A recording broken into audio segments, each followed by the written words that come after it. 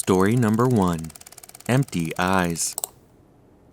I've been interested in cosplaying for as long as I can remember. I'm interested in a lot of things, so being into dressing up as my favorite characters from movies, shows, animes, and games isn't that odd. I'm mostly into horror. Movies like The Conjuring and games like Resident Evil were my favorite. People usually thought it was odd for a girl to be interested in cosplaying as horror characters. Most girls liked dressing up as sexy anime characters. I was never really into that sort of thing. I grew up with 5 older brothers, so you can see why my tastes are so different from other girls. They liked playing gruesome video games and watching gory movies. I was never that into gore, but the horror aspect did intrigue me. It wasn't long until my brothers and I decided to take our cosplaying interests to Comic-Con. At Comic-Con, there was literally something for everyone. There were people dressed as anime characters, superheroes, video game characters, and more. You won't be surprised if I told you that for every section there was a gory version of that section. My brothers were into that gory stuff, so we always hung around those sections. The one year, I decided to dress for the part. Usually, I would simply dress up as one of my favorite characters.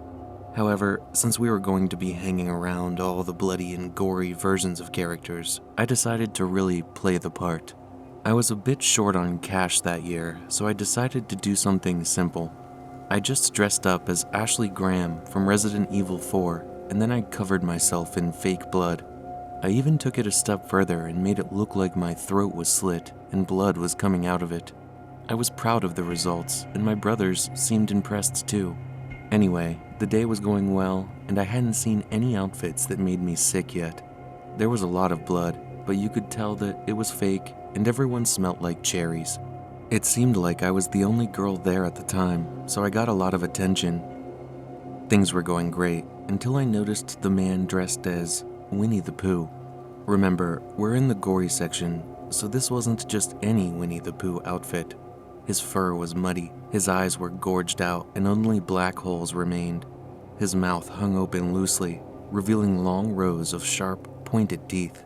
I only noticed as we got closer, but there was also blood dripping from the corners of his mouth and the long claws on his hands. There was something unnerving about him. Maybe it was the unnatural way he moved, or maybe it was because the blood on his outfit looked a little too real. I tried to stay clear of him, but he seemed to be following me. I noticed that wherever I went, he followed. Whenever I looked over at him, he was staring directly at me with those empty, black eyes. The guy was creepy, but he hadn't actually done anything. I decided to forget about him and enjoy my day. That was a mistake. I wasn't watching him anymore, so when I looked again to see where he was gone. I figured he'd finally left, but that's not what happened. I moved away from my brothers to go to the bathroom. There were a lot of bathrooms to choose from, and I just happened to choose one that was in a quieter, more secluded part of the convention. I walked through the door to the ladies' bathroom, and I came face to face with Winnie the Pooh. It was the ladies' bathroom, but at the time, I convinced myself that it could be a girl inside that outfit. I went into one of the stalls and locked the door behind me. I was as quiet as a mouse. I didn't actually do anything while I was there. I think I was too scared to put myself in that vulnerable position, so I just sat down and waited. I heard footsteps, muffled and distant. I heard a door lock. I thought it might have been the stall next to me, but the locking sound was more distinct. It was the main door to the bathroom. I gulped hard. The lump forming in my throat made it hard to breathe. The footsteps stopped, and I saw a shadow appear in the gap underneath the door. I stared at the gap. Tears streamed down my cheeks. I placed my hand over my mouth to silence the scream forcing its way out. I had been too focused on the gap beneath the door. I could see the shadow, and I could hear his breathing, but I couldn't see him. He must have been standing away from the door, because I couldn't see his feet. That was when it dawned on me. The heavy breathing I could hear wasn't coming from in front of me. It was coming from above me. My head shot up, and I saw those black eyes staring at me from above the stall door. His mouth was wide open, and for a moment he looked at me as if I was some kind of meal. I let out a scream. I didn't feel it escape my mouth, and I didn't hear it, but I screamed the loudest scream that I have ever screamed in my life. I was lucky. My scream attracted the attention of some people who were walking past the bathroom, and soon they were banging at the door. It was locked, and all I could think of was I was trapped in with this creep. I kept screaming. I didn't know what else to do. I heard shouting from the other side of the bathroom door. Whoever was there had called for help. Eventually, they managed to break the door down. Seconds later, they grabbed hold of Winnie the Pooh and pulled him down. His face disappeared, and I heard a commotion on the other side. The rest of the day was a bit of a blur for me. I rushed out of the bathroom, and I didn't even think about looking back. I found my brothers, and I begged them to take me home. The police got involved later, and the guy was arrested. The scariest thing about the whole incident for me was how still and silent he was. The whole time he stared at me, he didn't make a single sound, and he didn't move at all. He just stared at me with those black, hungry eyes. Story number 2, A Special Souvenir. I used to live for Comic-Con and other similar conventions. My whole year revolved around dressing up and going to these conventions. I was never really good at the whole cosplay thing. I enjoyed it, but I was way out of my league. Sometimes I'd enjoy just going in normal clothes and taking photos with the other cosplayers. I mostly took photos with the ones dressed as my favorite characters from movies and video games, but I also took photos with the ones that were dressed so well that it was unreal. The one year, I'd been to about 3 different conventions already. The biggest of all the conventions, Comic-Con, was coming up. I'd had a rough year, so I decided not to go through the effort of dressing up. I knew there'd be plenty of hardcore cosplayers, and I'd feel like a fish out of water if I even attempted to dress up. I took plenty of pictures though, and I had a great time. There were a lot of celebrities talking that day, and I even got a few pictures with them. I was having the time of my life. It was the best Comic-Con I'd been to by far. The day was early, but I'd already been through the whole convention several times. I usually went through a few times. Some of the cosplayers arrived later than others. Each time I went through, I'd meet someone I hadn't seen before. It was around lunchtime, and I was heading out to get something to eat when I spotted him. I'm a huge superhero fan, and there he was, the best cosplay of Wolverine that I had ever seen. I hadn't seen him before, and honestly I couldn't contain my excitement. I rushed over, and I'm a little embarrassed by how silly I must have looked. I could barely get my words out as I asked him for a picture. He was so kind at first. He agreed to let me take a picture with him, and he even posed for a few solo images. I didn't notice anything wrong with him. He was charming, kind, and he liked how much I was gushing over his outfit. We ended up talking for a long time. He liked all the same movies and games that I liked. You can say what you want, but meeting someone at a Comic-Con is any cosplayer's dream. I thought this was the dream come true for me. That's why I didn't object when he suggested we go to his car. I forget what the excuse was. I think we were talking about a new version of a comic book that just came out, and he said he had it in his car. I followed him out of the safety of the convention and into the empty parking lot. His car was parked far from the main entrance. I was completely calm. I didn't think anything of it while we walked to his car. He'd been such a nice guy so far, and I had no reason to suspect anything sinister was about to happen. He opened the trunk of his car and told me to have a look. I leaned in, and I didn't realize what was happening until it was too late. His trunk was empty. I felt his hand against my back, and he pushed hard. I tumbled into the trunk. My heart was racing. I was so confused. Up was down, and down was up.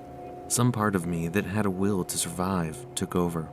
I spun round and shot my legs out just as he tried to slam the trunk closed. The trunk slammed against my knees so hard, and a blood-curdling scream escaped my lips. He seemed to panic. He tried to shove my legs into the trunk so he could close it, but I just kept kicking out at him. One of my kicks struck his jaw, and he fell backwards. I took the opportunity to climb out of the trunk and sprint back towards the convention. My legs weren't working properly. The only thing that kept me going was the adrenaline rushing through my body. He wasn't following me, and I was able to get some help once I was inside. My knees swelled up, and he actually dislocated the one when he slammed the trunk down. I worsened it by running away, but I did what I had to do. I don't know if he had come to Comic-Con looking to kidnap someone, or if I was just an opportunity that he took advantage of. Either way, I'm a lot more cautious now when I go anywhere. Story number 3, The Quiet One. My father always told me that it's the quiet ones you need to look out for. He always warned me that the loud and confident kids aren't dangerous because you always know what they're thinking. The quiet kids are dangerous because you never know what they are thinking or what they are going to do. Now, I had a quiet kid in my group of friends. He was cool. He hardly ever spoke unless we directly spoke to him, and he usually kept his thoughts to himself. I never really worried about him. I think we kept him around because he was the only one of us that had a car. We really needed that car when Comic-Con came around. We weren't the cool friend group. We were, according to the majority of our classmates, the nerds. We loved everything that had anything to do with Comic-Con. George, that was the quiet kid in our group, didn't actually express any love for the same things. We always talked about comic books, video games, and mostly superheroes. He never joined in on the conversations, but he was always there when we had them. So we assumed he was into the same stuff. It was easy to get him to agree to take all of us to Comic-Con.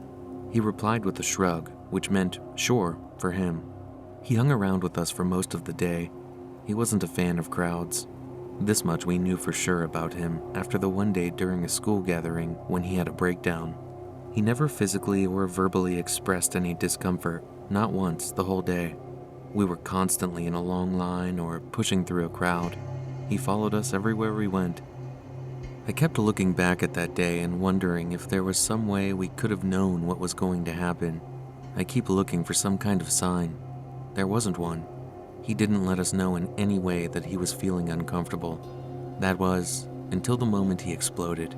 We were standing at the back of a particularly large crowd. I think there was going to be a developer talk on one of the fantasy games that was going to be released later in the year. Anyway, we were all very interested in the game and didn't want to miss the talk. George came along, like he had been doing all day. All the seats in the room were already taken, and everyone else took to standing in any available space. Pretty soon, there was no more space to move. People were piled up on top of each other. There was no more room for anyone else to come in, but people were still coming in. I didn't know what had happened, at least not at first. There was a lot of screaming, and suddenly I was being pushed towards the one side of the room. Everyone was trying to get away. They all wanted to get away from something. That was when I saw George. His eyes were wide and practically bulging out of his head. His teeth were bared and drool was dripping from the corners of his mouth. He grunted and growled like a wild animal. I looked down and his hands were dripping with blood. I couldn't process what was happening. His hands were covered in blood and there were bits of flesh hanging from his nails. The crowd continued to push me away and I was able to see that there was someone lying on the floor. A puddle of blood poured from his body and soaked into the dark green carpeted floor. George had just lost it. He went mad. He turned into an animal on the spot and attacked the closest person to him. We were all hurried out of the event and the security guards got involved. I visited George a few times after that. He'd been taken to an asylum for his and everyone else's safety. I stopped visiting. I guess I feel guilty because he was my friend and I should have noticed that he wasn't comfortable. You never know what the quiet kids are capable of.